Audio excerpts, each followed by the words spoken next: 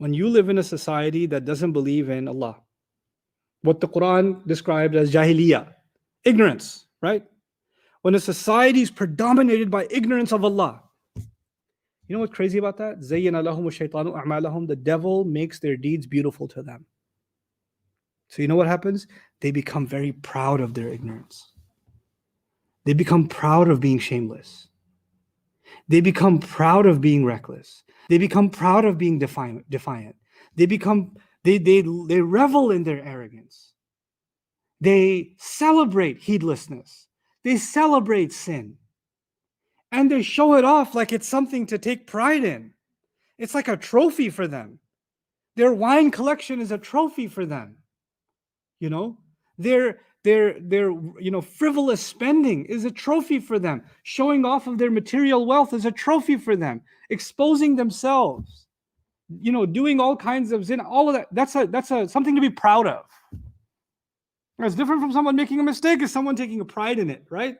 They're proud of it. This is like, we're liberated, we're free, And then there's their religions or their beliefs, and they're proud of their beliefs, and they say every other belief is stupid. And atheists will say all religions are stupid, won't they?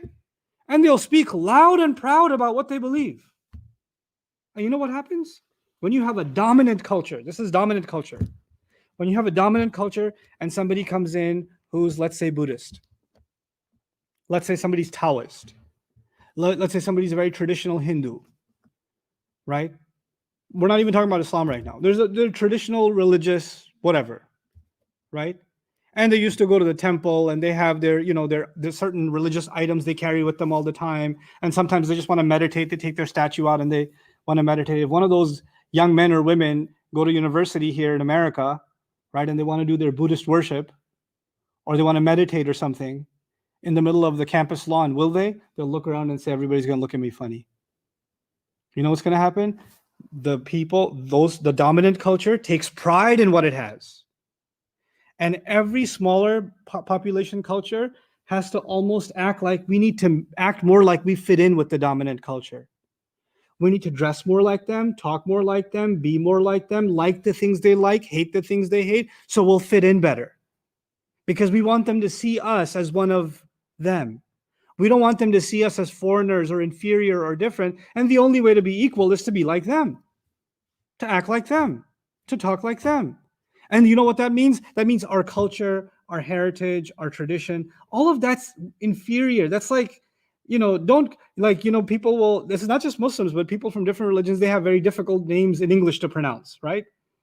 So they'll come up with a convenient Bob, right? And then their mom comes to visit them in college, and she's talking to them in the local language. She's talking to the son in Vietnamese, right?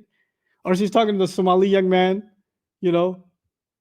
and they're speaking, our family's speaking in Senegalese, and the son's getting all like awkward, like, my friends are here, Mom. Why are you calling me that?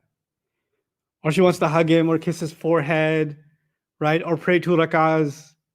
And he's feeling like, Mom, it's not. And his friends are like, wow, that's weird, bro. That's okay. All right. You know what happens in every religion that is a minority, every culture that's a minority, they start feeling, whether consciously or subconsciously, they start feeling inferior to the majority. I speak of this from experience. I'm not making this. This is not research papers. I live this. When I first came to the